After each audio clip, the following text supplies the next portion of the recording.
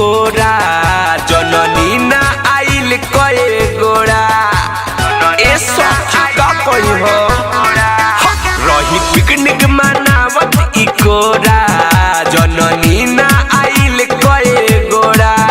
बात कहता नि सारा हमर बुझल सारा बात कहता नि सारा हमर बुझल सारा जवन सोचता सब हो गइल नया साल में ना जाने कब हो गइल हीरो हुंडा वाला गुंडा से लब हो गइल नया साल में ना जाने कब हो गइल हीरो हुंडा वाला गुंडा से लब हो गइल नया साल में ना जाने कब हो गइल अलबेला रिकॉर्डिंग स्टूडियो गढ़ी में पिकनिक मनावत रही पोखरा के आट पर हमके बोलावत रहे मीठी मीठी बात पर लिहले बोलाई अकेले हुने काट पर नंबर लिख दिहले हमारा हो हाथ पर नंबर लिख दिहले ए सखी हाथ पर पिकनिक मनावत रही पोखरा के आट पर हमके बोलावत रहे मीठी मीठी बात पर लिहले बोलाई अकेले हुने काट पर नंबर लिख दिहले हमारा हो हाथ पर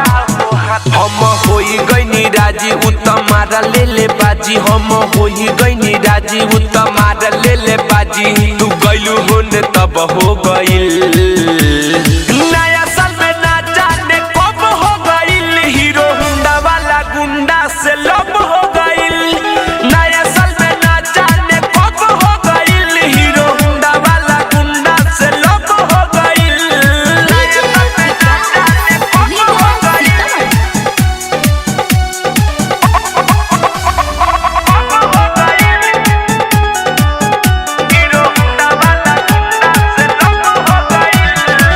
मुस्की छोड़ले असुकयल बेला ओकरे पर सखी हो प्यार बरसेला मिट्टू मिसाइल सब देखले ले खेला टिंकू सुपारी उखड़ले झमेला ए सखी का करी हो मुस्की छोड़ले असुकयल बेला ओकरे पर सखी हो प्यार बरसेला थारू मिसाइल सब देखले ले खेला सुबोधना बिना बाऊ खड़ले झमेला भोजपुरिया विकेश करे गइल बाकेश भोजपुरिया विकेश करे गइल बाकेश खैनी ना हब गब हो गइल नया साल में ना जाने कब हो गइल हीरो हुंडा वाला गुंडा से लब हो गइल नया साल में ना जाने कब हो गइल हीरो हुंडा वाला गुंडा से लब हो गइल रही पिकनिक मनावत ई कोरा जननी ना आइल कए गोड़ा बात कहता नि सारा हमर बुझल सारा बात कहता नि सारा हमर बुझल सारा जवन सोचता सब हो गइल